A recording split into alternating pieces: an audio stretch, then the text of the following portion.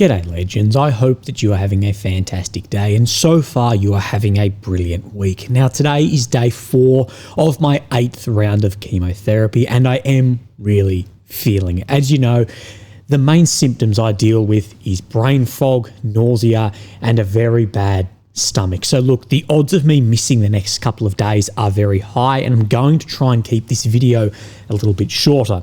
I apologise, as I know my audience, they are very used to day-by-day updates, but I promise in a couple of days I'll go back over whatever I have missed, and I will be missing a lot today. And I'm not doing that on purpose, I'm purely doing it because I just don't have the time in between going to hospital this afternoon or the energy as well.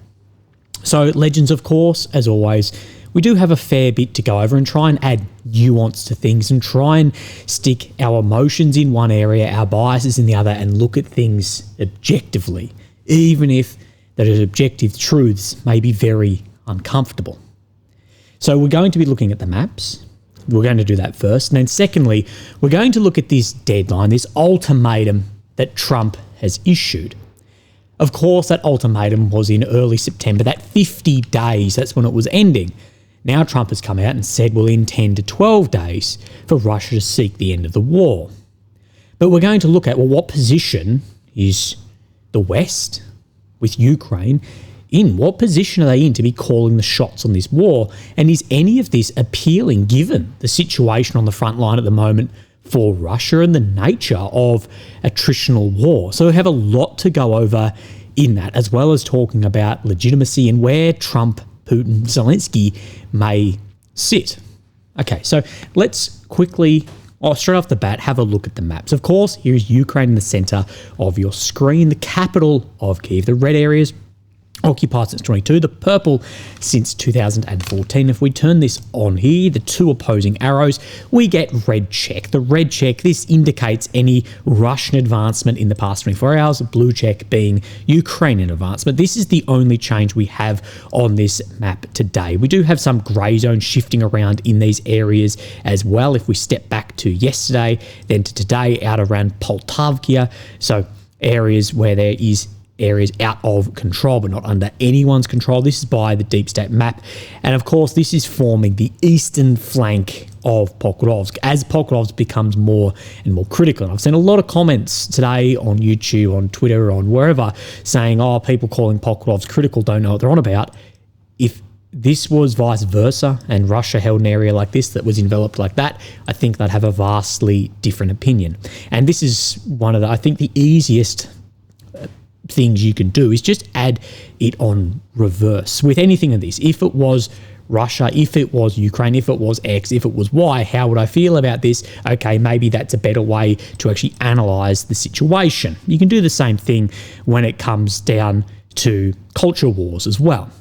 We have Syriac maps. He's showing advancement in this same sector. Of course, more filling in around Volodymyr as well, but we know there was definitely advancement on this axis. Then we're going to move up into then the north, and we need to look at Kupiansk. We see where this has been confirmed coming around on the northwestern side of Kupiansk, and this is very, very interesting in here, and how this can become, if Russia can get fire control over this road to the south of Sobolivkia, and how this could cut off and envelop then the hub of Kupiansk. And you can see all the roads heading in and out of Kupiansk. It's very similar to Avdiivka. And if you have a multiple crises on two fronts, in my opinion, Ukraine does not have the resources to be able to sustain those two fronts. We know they don't have the resources to sustain the front because it is falling back as is. But if Russia pushed and enveloped two areas simultaneously, successively, it could spell disaster. So let's have a look on Syriac maps in here. On the northeastern front, during the last 3 days, Russian army entered Moskovska and expanded the operations towards Kovalivkia. In addition, clashes with the Ukrainian army continue at the northern edge of Kupiansk. So basically, by all maps, it is showing that the northern edge is either somewhat under Russian control or grey zone, but showing that there is more expansion around Moskovska as well. Now we're going to move down into Siversk. Now what we have seen is Siversk as well as Torshki. These areas have had growing grey zone over the past few days as well, as you can see, between the 27th to the 29th, to give you an idea of that area that is currently out of control according to this map. Although we still don't see, it was right out to where my cursor is here, that should be grey zone, as there was confirmed Russian forces there. We have video geolocation of it as per the Syriac map in here. Situation Seversk front. During the last 10 days, Russian army restarted the offensive operations towards Seversk town. Despite the failure of assaults, Ukraine army abandoned a series of positions which are now inside a wide grey zone. And as we have been saying, Seversk has been one of the most defended areas. Not only is the ground very defendable, rolling hills where Ukraine can have enfilade fire, but also the front hasn't moved there for years, except for the past couple of months. And even Russian command and Russian soldiers, they have expressed how good the Ukrainian defence was here. But what we know is by Russia trying to thin the Ukrainian forces by enveloping certain sectors and lengthening the front line, forces will be moved around, and then you'll see secondary theatres such as this starting to move. And this is exactly what we are seeing right in here by these maps. Ground made Srebrenka and out from Verkhonomayansk as well. So just more assaults and attacks going on here. No real confirmed ground shifting today, but we may see it shift over the coming days as assaults.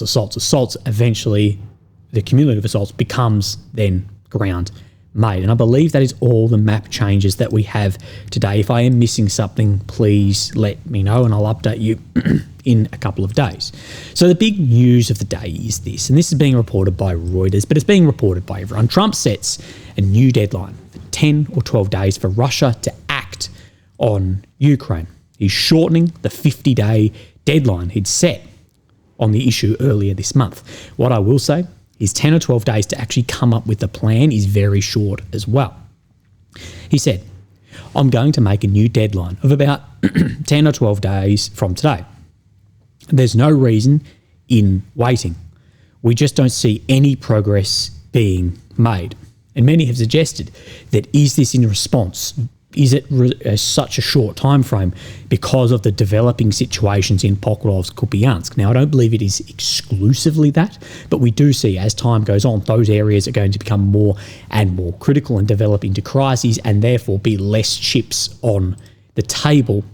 So let's have a look over some other opinions on this too. Big Surge, he says, it's tempting to link the strengthening urgency to the collapsing front around Pokrovsk. But more likely, he's just frustrated that his initial threat was basically ignored by Moscow. Another example of the myth of American willpower. And we do know that 50-day ultimatum that was issued, it was issued, other ultimatums had been issued before, it had been and gone, and it was largely ignored by Moscow. Dmitry Medvedev has said this, Trump playing the ultimate game with Russia. 50 days or 10. He should remember two things. Russia isn't Israel or even Iran. 2, each new ultimatum is a threat and a step towards war. Not between Russia and Ukraine, but with his own country. Don't go down the Sleepy Joe road. So Medvedev as well, always being incredibly outspoken on this. But as well, the amount of influence or the gap in disparity isn't the same between Russia, Israel and Iran. And that is true, that America has a lot of influence over a country like Israel and vice versa with Israel. Some would say significantly more. And Iran, of course, isn't to the level of power that Russia can exert either. And speaking about internal disruptions also. And Zelensky here said this, today there was an extremely significant statement by President Trump. And it is true.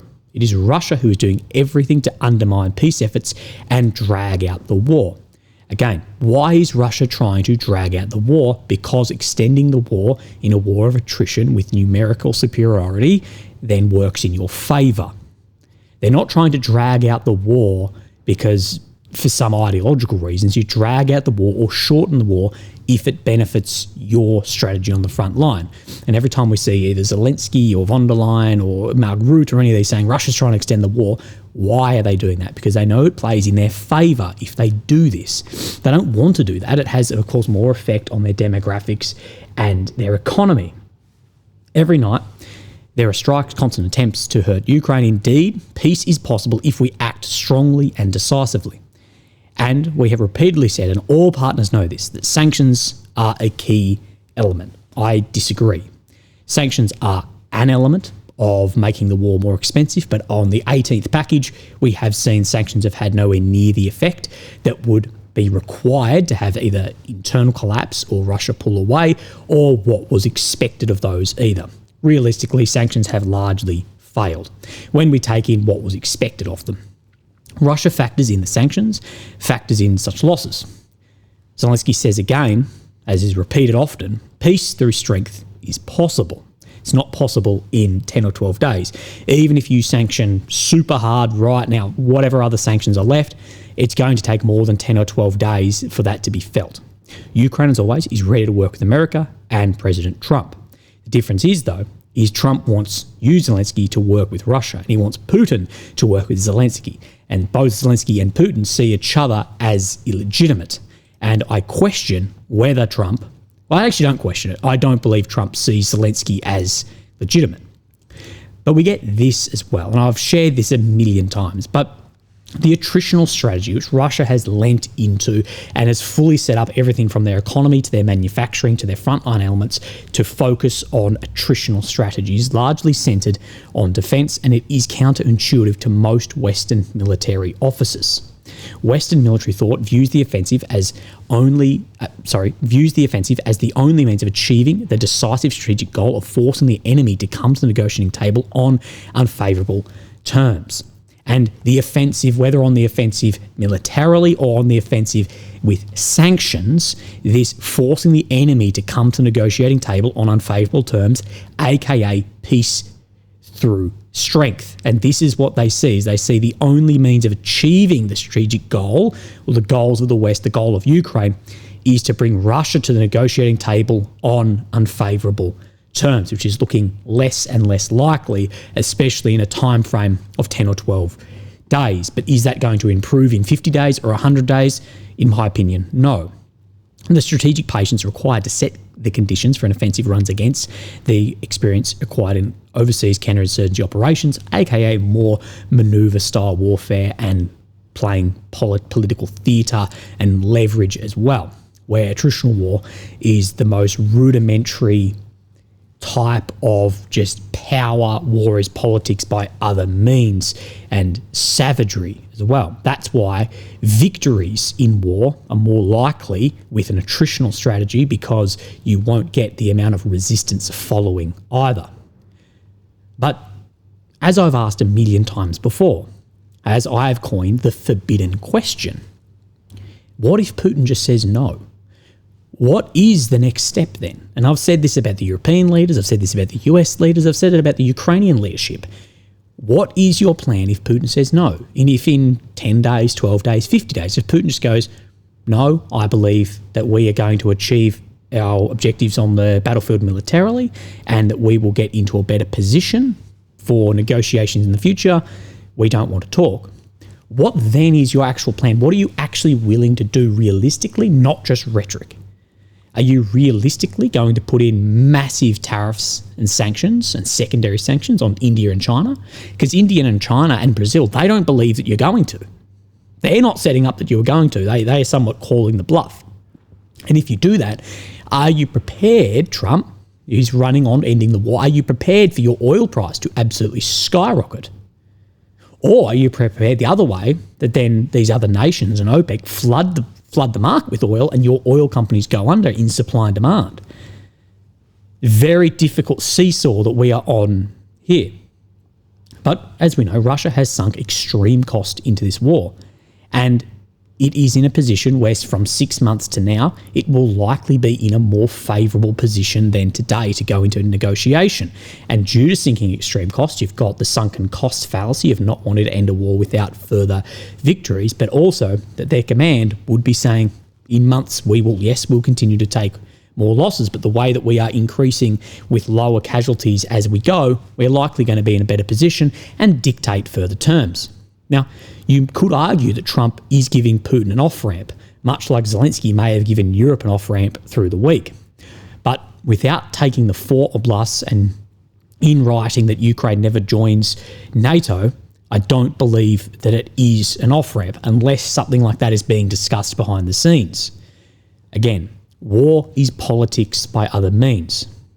And if they can't do it through negotiations, they'll do it through blood. And doing it through blood looks possible. And this is from Big Surge on his fantastical write-up on Substack called Fighting to the Conclusion. Putin expressed this view very cogently and explicitly in March. We are gradually, not as quickly as some would like, but nevertheless persistently and confidently moving towards achieving all the goals declared at the beginning of this operation. Along the entire line of combat contact, our troops have the strategic initiative. As I said recently, we'll finish them off. There is reason to believe that we will finish them off. And in my opinion, these ultimatums being issued, they're being issued to objectively the winning side. There's been a lot of talk recently about who's objectively winning this and aimed at myself. And what I'll say is Russia is objectively winning this war and Ukraine is objectively losing this war. And if it was the other way, how would we be reporting this? Well, I'd be reporting it the same way but in reverse. Okay, if Ukraine had the numerical advantage of manpower and fires, they were making ground at a more quick rate, month to month. They then were domestically outproducing than their enemies, and that they weren't having the manpower, they were growing the size of their forces, while their enemy, in this thought experiment, Russia, if they had a manpower and AWOL crises, they were completely reliant on external support where the appetite is dropping and you've got marchers in the street and you don't have the numerical superiority of fires and you're losing more ground, we'd be reporting the same thing. So in my opinion, and I think objectively, Russia is winning this attritional war and Ukraine is losing this attritional war. And I don't believe that there's any data point, any hard data point other than emotion to show the opposite of this. From territory to the closest attrition rates that we could get, the closest numbers we have that seem realistic don't suggest a 4-1 at all. Advantage in man, fires, political stability, domestic manufacturing, economic, those are the factors that matter. Anyway, and we'll speak about this, that there is a reason to believe we'll finish them off. And Big Surge says, fair enough. Ultimately, Trump's transactional view of politics runs into the more grounded reality of what negotiations actually mean in wartime. The battlefield has a reality of its own that is existentially prior to negotiations. Diplomacy in this context does not serve to transact a fair or balanced peace, but rather to codify the reality of the military calculus. And this is where, a fair and balanced peace. If the front line is not fair and balanced, then the front line is going to codify, the reality is going to be codified by the front line. It's not going to be fair and balanced. If Russia believes it is on a trajectory to achieve the total defeat of Ukraine or achieving the goals that are set forth, then the only acceptable sort of peace would be the one that expresses such a defeat through the fall of the Ukrainian government and Ukrainian withdrawal from the east. Russia's blood is up, and Putin seems to be in no mood to accept partial victory when the full measure is within reach. The problem for Ukraine is, if history is any guide, it's not actually very easy to surrender. And he gives an example here. And although Berlin opted to bow out and saving the lives of many young people in the struggle that was becoming hopeless, this decision, of course, was poorly received and was widely denounced as betrayal and cowardice. It became a politically scarring watershed moment that shaped German sensibilities and revanchist drives for decades to come. And this is something that we could absolutely see, that surrender is very, very difficult, especially when you've got people still willing to fight and you end up with these revanchist drives for decades. Now, we've spoken about the unrest that may then drive through especially the nationalist groups in Ukraine if Kyiv do have some level of concession, surrender, however you'd like to call it. One thing I will say is I think this can be significantly more contained in Ukraine, being then the allies from Europe helping to contain these sentiments as well, and that Ukraine will never have the potential power to move on neighbours. The population's way too small, the industrial capacity's way too small.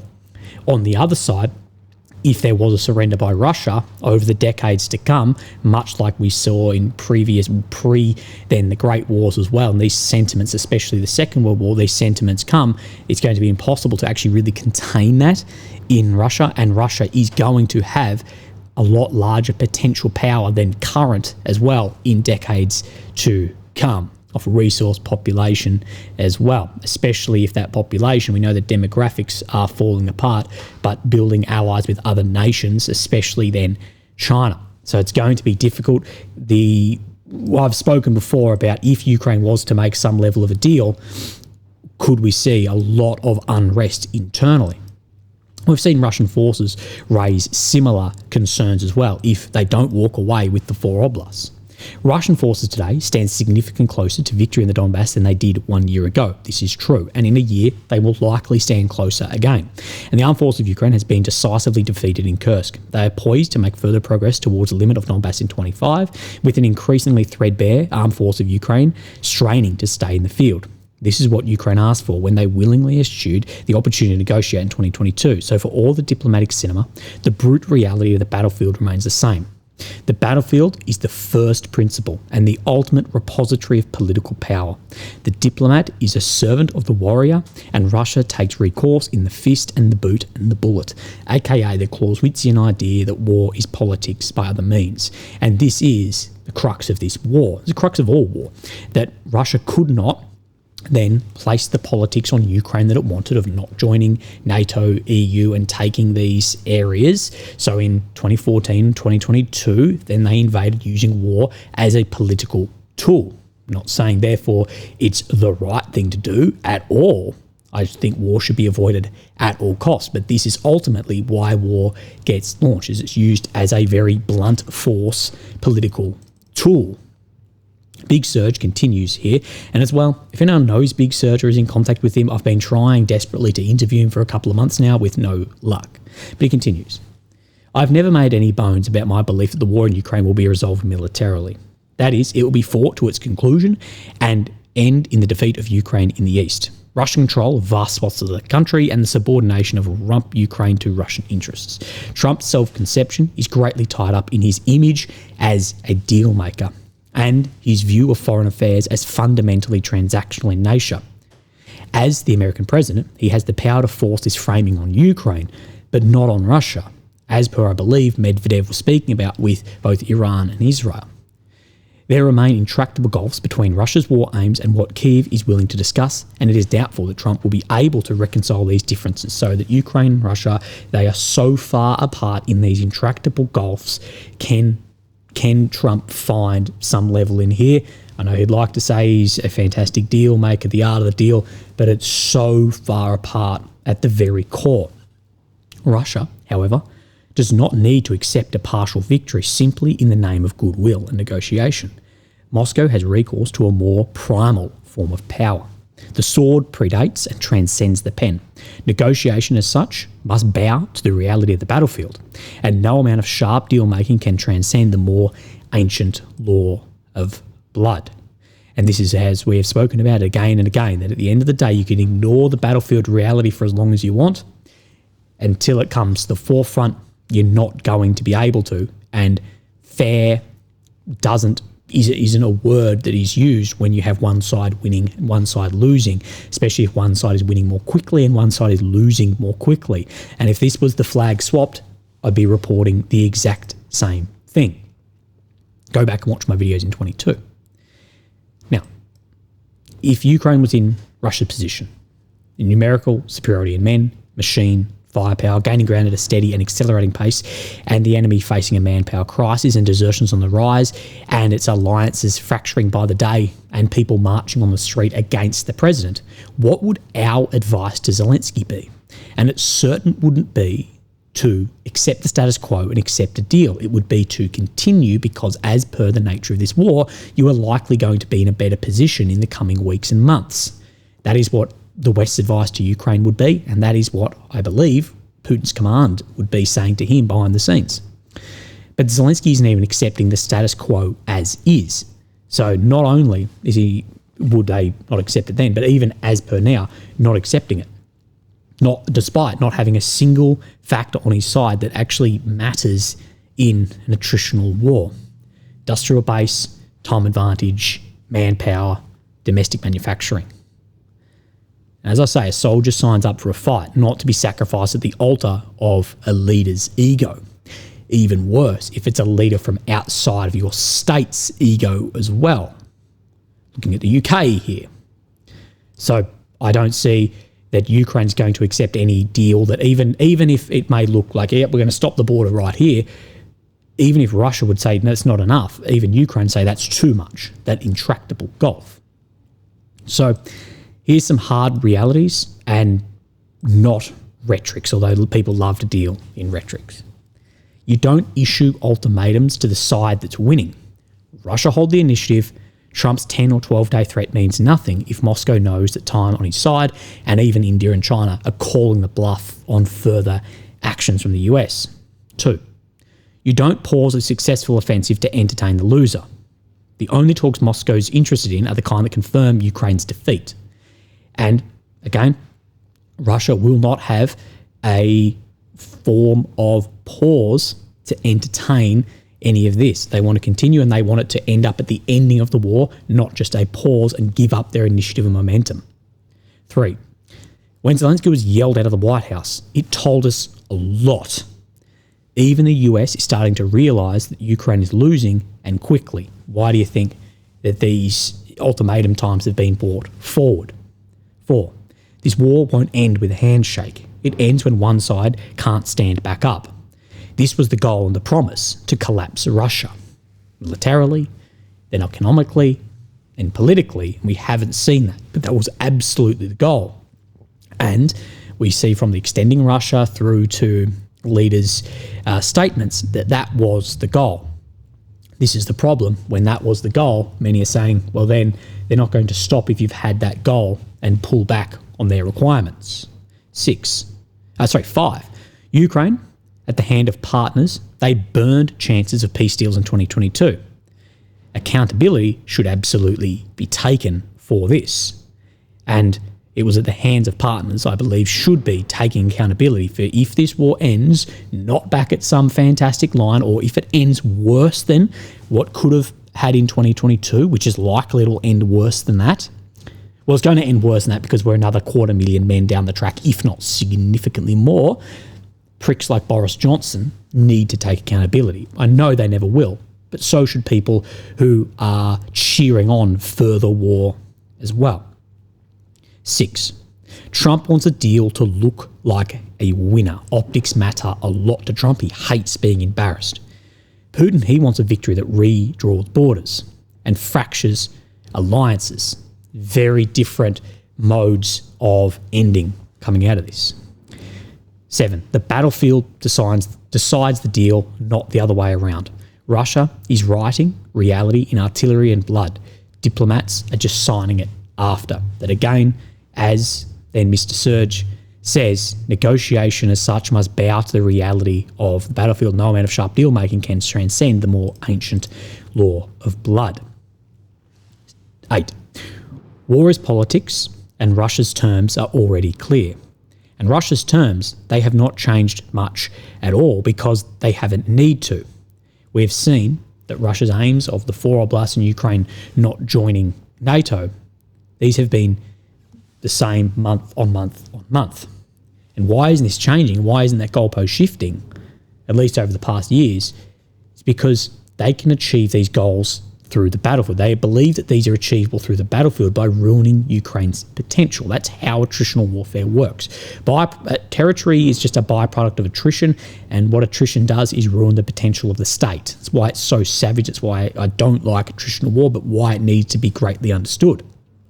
But Moscow's goals, the 4 oblasts, and reducing Ukraine's potential to never join NATO, this is realistically achievable and obtainable through the battlefield. It may take years, but it is realistic that Russia will be able to take those 4 oblasts. That is realistic. Ukraine's goals, primarily being 1991 borders, the arrest of Putin, we know the 10-point victory plan, peace plan that no one likes to talk about anymore. But Ukraine's goals, they don't hinge on Ukrainian victories. They hinge on Russian defeats and failures. They hinge somewhat on a miracle. It was the miracle of Putin having cancer, then the miracle of out of equipment, then the miracle of this, the miracle of that. But again, that may happen, but that's not a strategy. It's hope dressed up as policy. 9. Neither Trump or Putin see Zelensky as legitimate. In Trump's outbursts that have been contained, but in his outbursts, we do get a sense of how he really feels, referring to Zelensky as a moderately successful comedian, referring to him as a dictator. We've seen that, and I believe in those moments, that's where we get how Trump really feels about this. And of course, we know how J.D. Vance feels about this. Putin as well. Of course, Putin doesn't see Zelensky as legitimate. Putin does know, though, if he sits at the table with Zelensky, that also confirms his legitimacy. That if he, the president, he sees himself as legitimate, of course. If he sits down with the Ukrainian president, that is by factor of doing that, confirming that he's legitimate. Furthermore, it's not just Putin and Trump that are questioning Ukraine and Zelensky's legitimacy, not Ukraine's legitimacy, I apologise, Zelensky's legitimacy. The Western media, who were brown-nosing for years, and now Ukrainians marching on the street, they are now not only questioning Zelensky's legitimacy, but they're more importantly questioning his loyalty with these anti-corruption bureaus being under his thumb as well. And again, as I said, that if it was all of this the other way around, you know how people would be reporting on it. We're just trying to be objective and unbiased as possible. Legends, that went pretty well for how I am feeling. I can feel myself a bit nauseous, about to vomit at some points. I hope that you are having a fantastic day. I hope that you are looking after yourself, and I hope that you have a fantastic end to your week. I'm going to take a couple of days off, but I'll speak to you when I see you next. Thank you. Bye-bye.